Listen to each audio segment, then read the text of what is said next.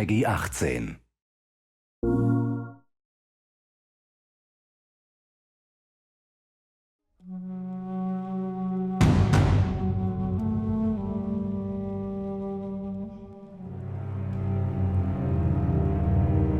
Don't make a sound. Quiet. This way. We went through quite a process trying to figure out what the infected were going to be. A very big directive from the very beginning was they're not zombies. The early inception for it really came from a BBC video we saw called Planet Earth, where they were talking about a cordyceps fungus. As soon as we saw it, we were intrigued by the idea of what if it jumped to humans? In what interesting ways would it take over a human body and then force it to spread that infection? And we figured that the real evil in the game is the fungus. It's not the people. We want to see what kind of choices a human makes under that kind of pressure. There's him. So as we're trying to develop the look of the infected, we went through so many different iterations, some that looked really alien and subhuman, some that looked just essentially like zombies, and we couldn't find like an original place for them. But one of our concept artists took a bunch of images of diseases or images of fungal overgrowth, and he kind of mashed it all together and he threw it on this person.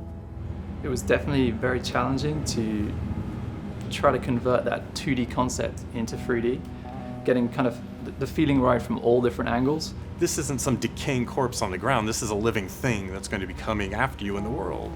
And it seemed so creepy and so unique that right away we gravitated towards it, and it's like, this is our base infected. Everything should kind of come out of this look. They use a form of echolocation to track down their enemies. Just like bats, or even some blind people can see by making a clicking sound. They're like, oh, what if they make this sound and now they can see in the dark? A sound that on its own wouldn't be very scary. And then to associate it with something that people in this world are very fearful of, so that as you're exploring an environment, all of a sudden you hear this click and you're seeing everybody just get frightened, just everybody duck, everybody hushes.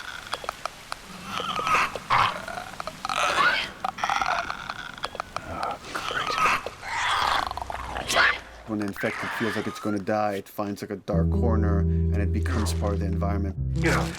The fungus grows out of there, and if the fungus lingers there long enough, then spores will come out, and if people can breathe those spores, they become infected as well. Pretty much everyone in this world has had one of their loved ones at least become the infected, so they lost someone this way. It's a pretty brutal fate if you know you're headed down that path. You've got some hard decisions to make. Yeesh. We actually made it. It's called luck. And it's gonna run out.